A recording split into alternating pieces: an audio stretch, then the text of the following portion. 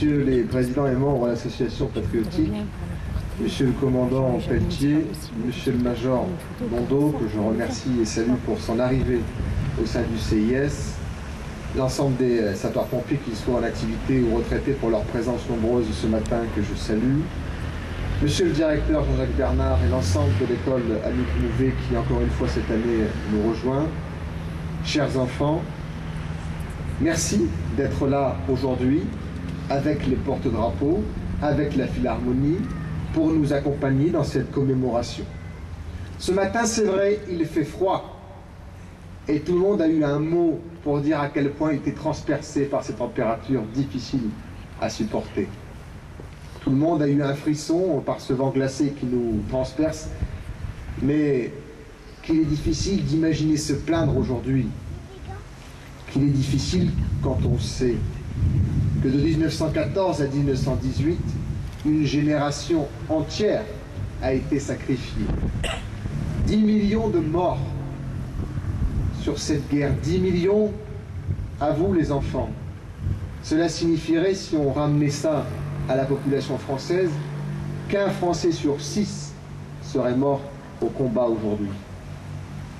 Cela sous-entend l'extrême gravité, l'extrême cruauté de ce qui s'est passé.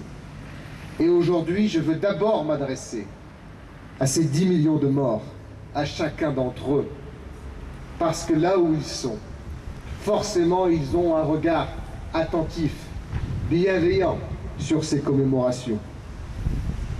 Topiak, un de ces 10 millions d'anonymes, écrivait « Je suis un de ces millions d'anonymes qui forment l'instrument pour forger une page sanglante de notre histoire ». Nous avons beaucoup parlé de Lazare Ponticelli ces dernières années, puisqu'il était le dernier d'entre eux.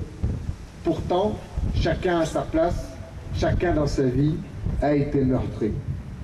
Tout le monde meurt, bien sûr, mais pas à 20 ans, pas loin de chez lui, pas dans des conditions absurdes, brutales, pas dans des conditions difficiles, dans la boue, le froid, pas seul, et pas pour défendre un lopin de terre, pour le défendre ou pour aller le chercher, pour avancer de 10 mètres, pour ensuite reculer de 50.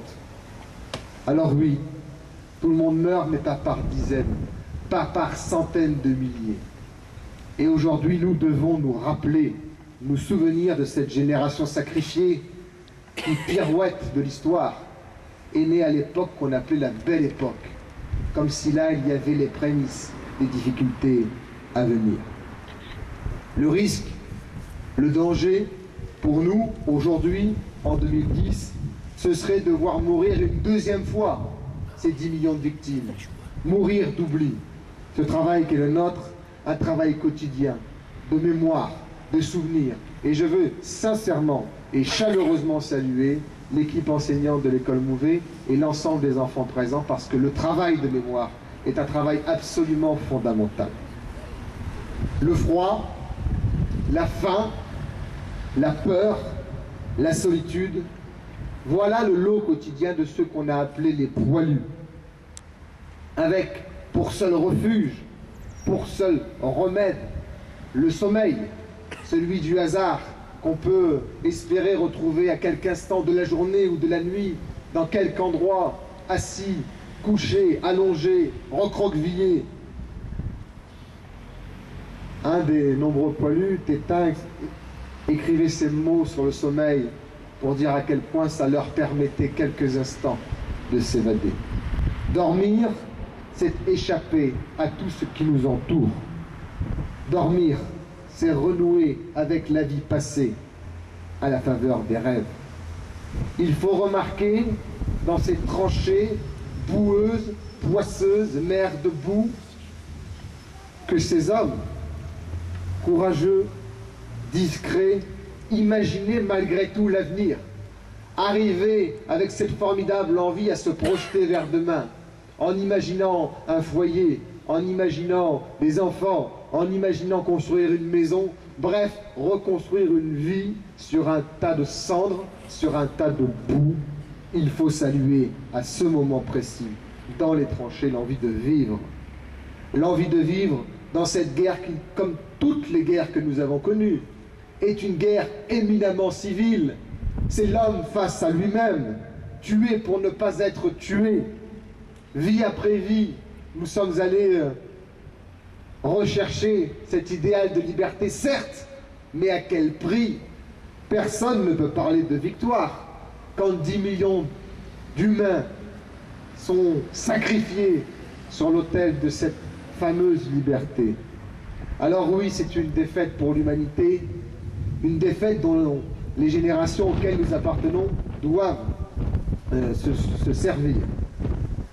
Saint-Exupéry écrivait « La victoire seule nous, la défaite non seulement divise l'homme d'avec les hommes, mais elle le divise aussi avec lui-même. » Voilà l'une des réalités concrètes de ces conflits armés. Et aujourd'hui, pour les vivants, les survivants, les mutilés, les défigurés, les gazés, ceux qui ont été hantés toute leur vie par l'impact, par le bruit des baïonnettes, ceux qui ont été toute leur vie hantés par des sons, par des voix, par des images, par des camarades tombés, par des amis de tranchées, pour ces survivants, pour ces vivants, et bien sûr pour les morts, la seule victoire, l'unique victoire, c'est la paix, celle qu'on construit année après année, décennie après décennie, celle qui a trébuché en 39-45, celle qui encore aujourd'hui balbutie dans certains coins du monde. Nous sommes là face à une guerre civile, l'homme qui se combat lui-même. Permettre demain, permettre l'avenir, imaginer, faire des projets, c'est un processus long. La construction européenne, la construction de la paix tous les jours est un processus long. Permettez-moi aujourd'hui de saluer la mémoire du général de Gaulle, puisqu'il y a quelques jours, nous célébrions sa disparition il y a maintenant 40 ans. Il disait à Adenauer, sans rien oublier du passé, nos deux peuples ont décidé de regarder ensemble vers l'avenir. C'est le même cheminement intellectuel qui accompagna Helmut Kohl et François Mitterrand à Douaumont dans cette poignée de main et cette main tendue comme un symbole. C'est cette même volonté qui aujourd'hui anime, et je le sais, le président de la République Sarkozy et la chancelière Merkel l'année dernière lors des commémorations communes à Paris. Nous devons tous les jours, et c'est le symbole de votre présence à vous, chers enfants, entretenir la mémoire, puisqu'il nous faut nous souvenir que la mémoire, se rappeler de ce qui s'est passé, c'est le seul rempart, invisible mais puissant, pour que jamais les erreurs de l'homme ne se répètent à nouveau. Vive la France, vive l'Europe et vive la paix.